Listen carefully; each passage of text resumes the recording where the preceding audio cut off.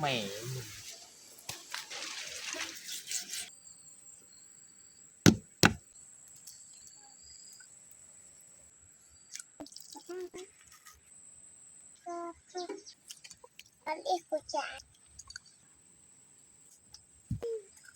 อย่าลืมกดไลค์กดแชร์และกดติดตามเด้อพี่น้อง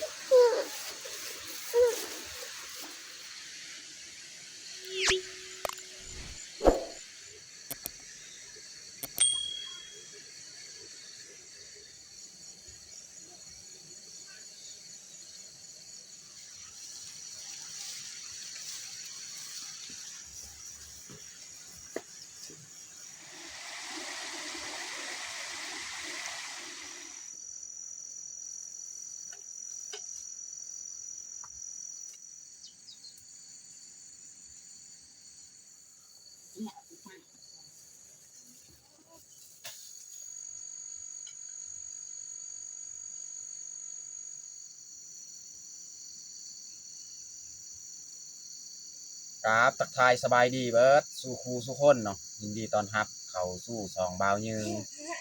เอาน้องพลอยทักทายสบายดีลุงป้าไปดีลงบ้านที่ไหนตาม มื้อนี้มาเฮ็ดยังไปขับสวนไห้น้องพลอยว่าไปเข้าสวนไห้เอาน้องมุกดาทักทายสบายดี FC สบายดี FC ทุกคนมื้อนี้เฮากะพาลูกพาผัวเขาอยู่ไฮเก้าอยู่สวรรค์นี่แหละ ก็คือมื้อนี้นี่เฮาเข้าอยู่สวนไห้เก่าเนาะแล้วก็น้องมุกดาก็เอาแนวพืชผักเฮาสิมาปลูกต่อบอนที่เฮาเสียหญ้ามื้อนั้นแหละเพราะว่าช่วงนั้นเฮาปลูกมันก็เบิดสัตว์อีหยังแมงอีหยังเอามากินเบิดเนาะสาลีหยังที่เฮาปลูกในมักทั่ว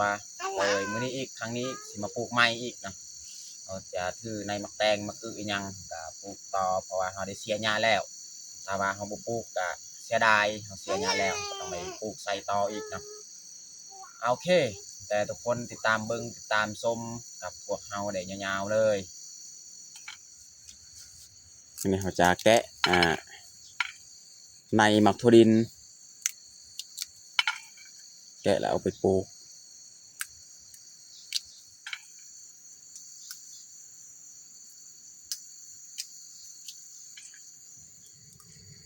ตอนนี้ก็เรียบร้อยพี่น้องเขาแกะในถั่วดิน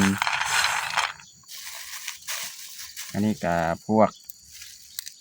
ในหมักแตงในมะเขือในมะอึแล้วก็นี่ก็สาลี2 ฝักเอามาปลูกเนาะปลูกมือละน้อยพี่น้องเนาะในมะแตงตอนนี้ก็เรียบร้อยมันจะเฮาสิออกไปปลูกเลยเนาะตอนนี้เฮาก็สิย่างไปเลยเนาะอยู่พูนพี่น้องเฮาสิลงไปปลูกบอนเฮาเสียอยู่ลุมหันนะ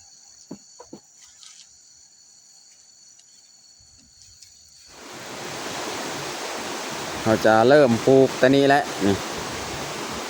ปลูกขึ้นเทิงเลยเนาะเพราะว่านี่เป็นส่วนมักพริกแต่ว่าเราเสียหญ้าแล้วเนาะเบื้องนี้แล้วก็ฝากเบื้องหันอีกเนาะเราก็ปลูกขึ้นเทิงเลยเนาะ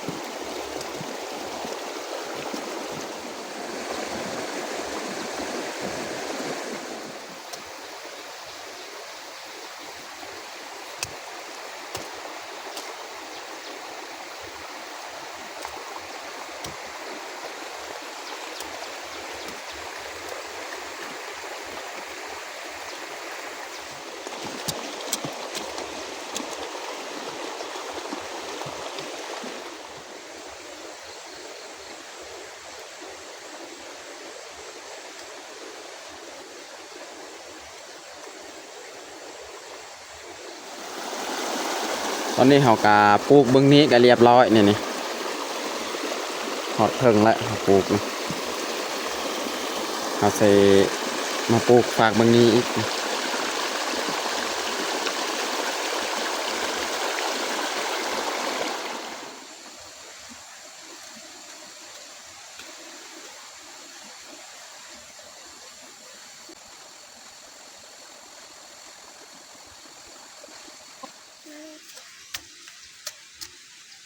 สลีเขาก็ใส่2 เม็ดคือกันน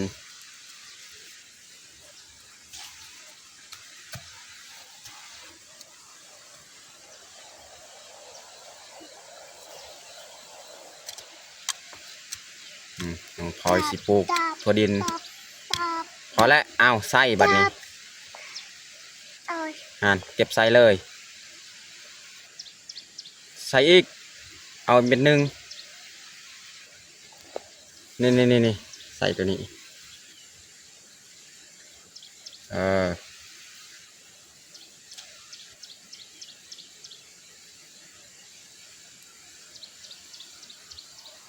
เรียกคุยเจ้าหาอมอ่าน เจ้าบอก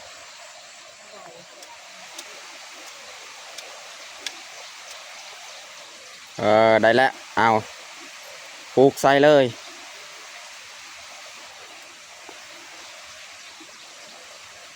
ได้แล้ว2 เม็ด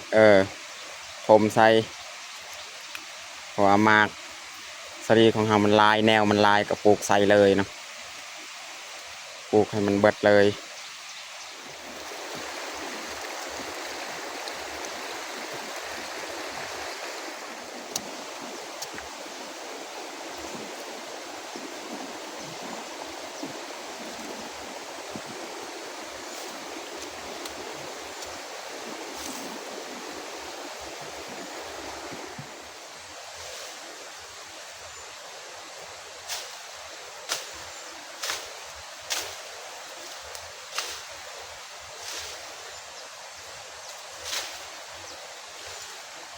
ทางหญ้า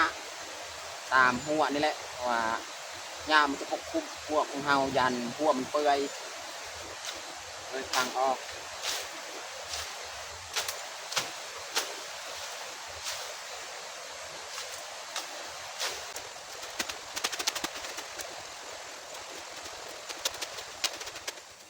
อดูกอกเมียลาซึ่งคืออดู อันนี้เขาเสียหญ้าต้นบัวเนาะแล้วก็ผักอีคูนพี่น้อง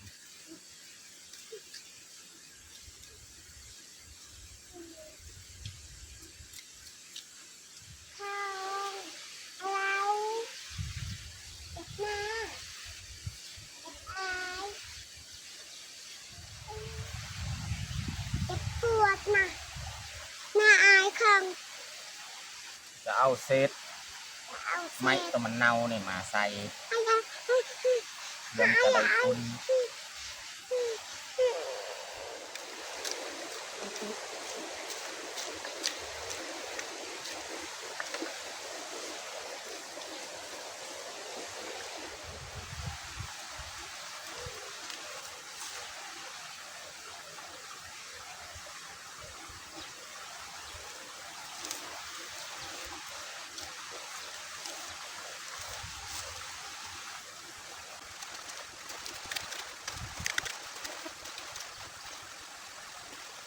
ตอนนี้กาเอาผักเทียง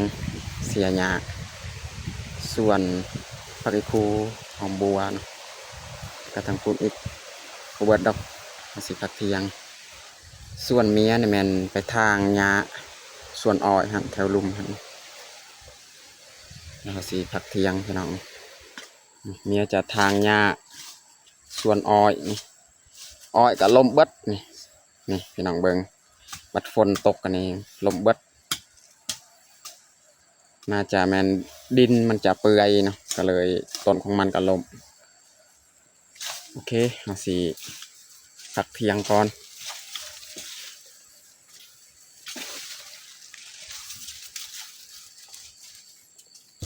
หาเก็บพืชผักน้องพลอยยัง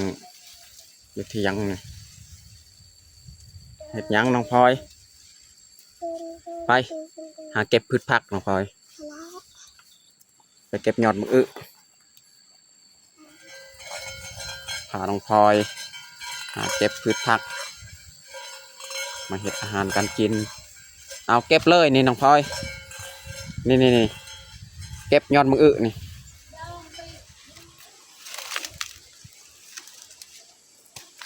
เก็บยอดมะอึช่วงนี้ก็ได้ยอดมะอึแหละยอดมะบวบแหละช่วงฤดูนี้พี่น้อง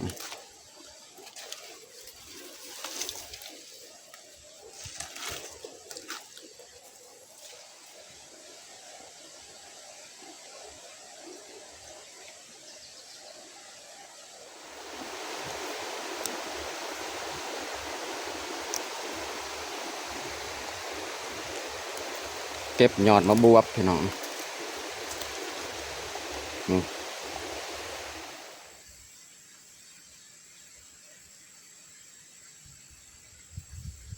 ทำไมเอ็นตาเบียนนะแหม่เหล็ก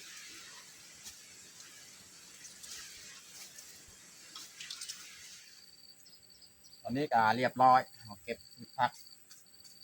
แล้วเราจะเอาไปล้างเนาะมาเฮ็ดกินยากต้องหาเด็กต้อง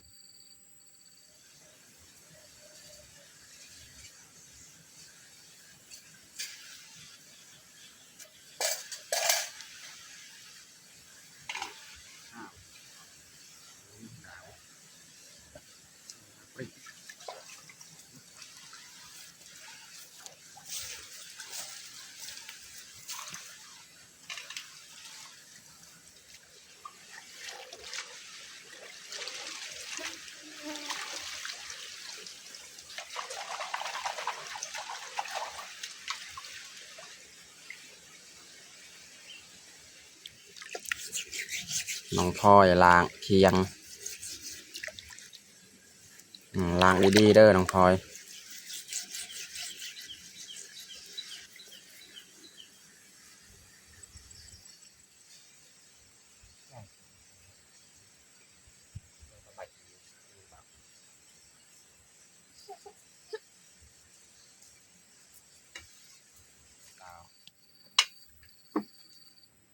ตอนนี้เราการล้างพืชผักเรียบร้อยสิมาเฮ็ดอาหารเลยพี่น้อง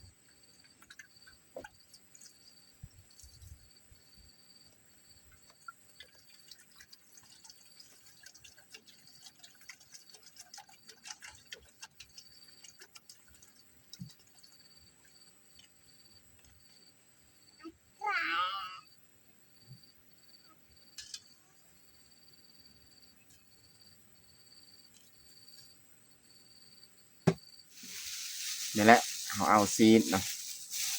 ซีนแห้งนี่กับบ่แห้งบันไดนะเอาซีนแห้งนี่มาซอยแล้วก็แกงกับผักของเราเก็บนะซีนหมูปลาเนาะจะมาซอยเลย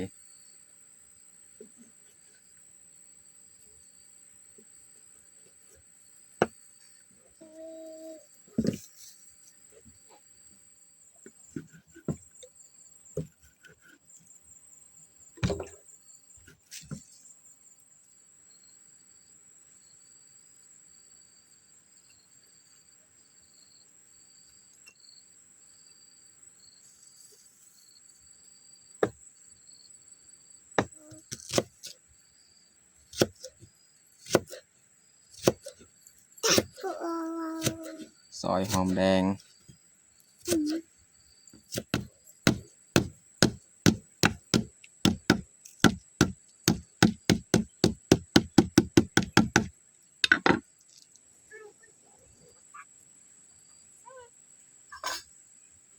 อนนี้เราก็เตรียมเครื่องปรุงของเราก็เรียบร้อยเป็นสีเริ่มปรุงเลยพี่น้องครับ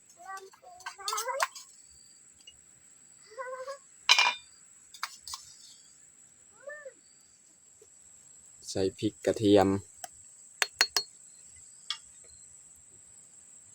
หัวสีไข่หอมแดงแล้วก็ใส่ซีนของเราเลย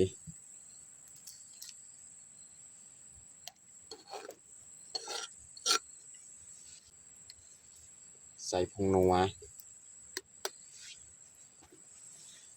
ใส่เกลือ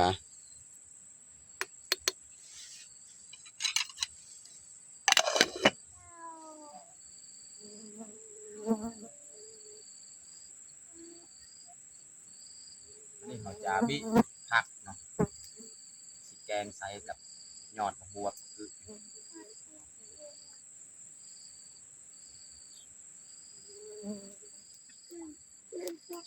ใส่ไปคือก็มีละ วันนี้เขาสีใส่เลยผักของเรา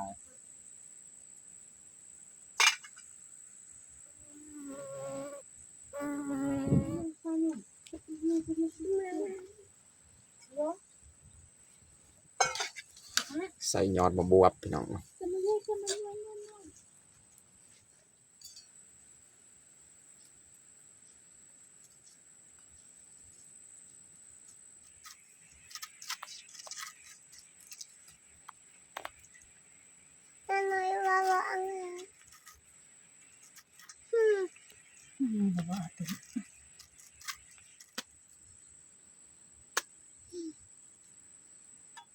หาปะ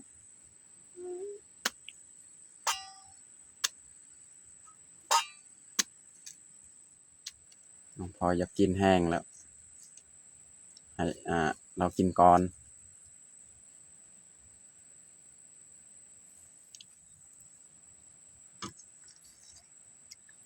ว่านบ่น้องพลอย หวาน กิน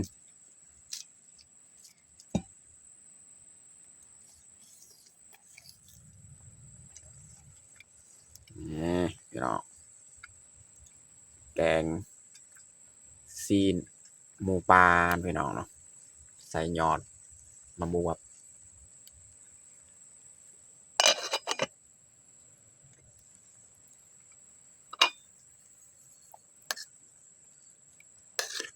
ตอนนี้ก็สุกเรียบร้อยแล้ว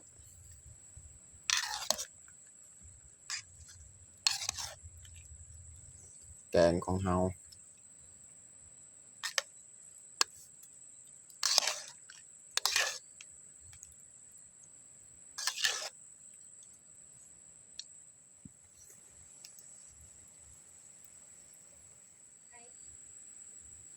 ตอนนี้ก็สุกเรียบร้อยแล้วแกงของเฮาจะปรุงเลย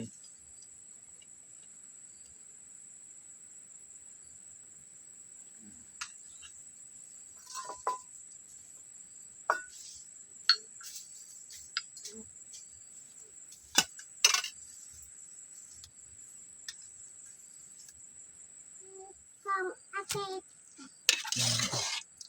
ยาเกตละซาขับจางเดี๋ยวละมัมละเซนขับจาง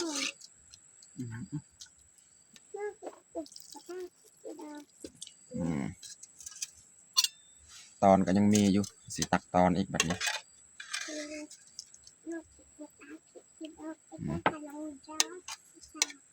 ผักนี่แมนทำอิฐแล้วตักลงจีนผักทางลุมนี่แหละผักเอาละ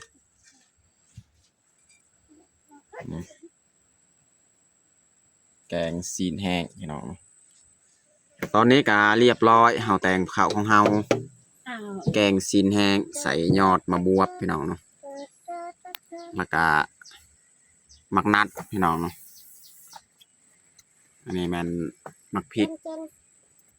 หอมป่นหอมสะระแหน่นะเอามาตั้งมาแกงมาแล้วสำหรับอาหารเที่ยงของเฮากับบัดสมีแล้ว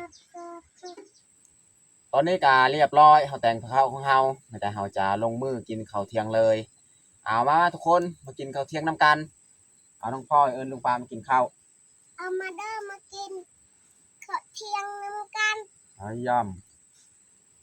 เอามาเด้อทุกคนมากินข้าวเที่ยงน้ำกันอยู่ให้อยู่สวน ำมาพี่น้อง กระกราย อ้าวมีพลอยตัวใดตัวนี้มั้งบวงตัวนี้มั้ง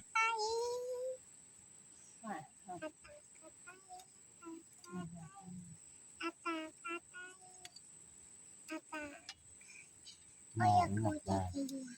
นอกระบบ นอกจาก มันใจเลย แม่เรา กบจา จ้าเรา เราหนู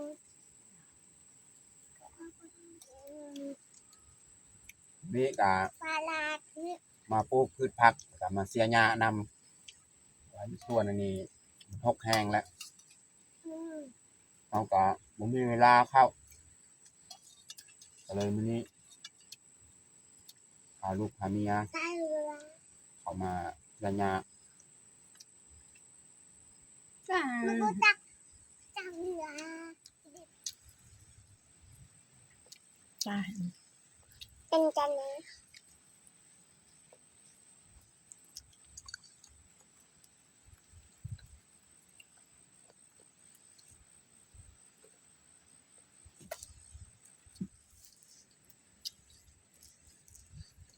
อ่า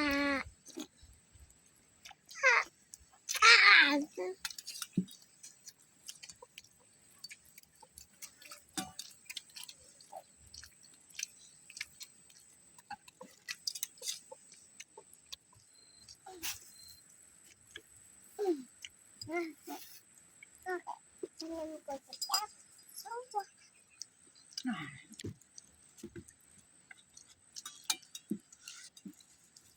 อันมันอีกกูจะถูกดาว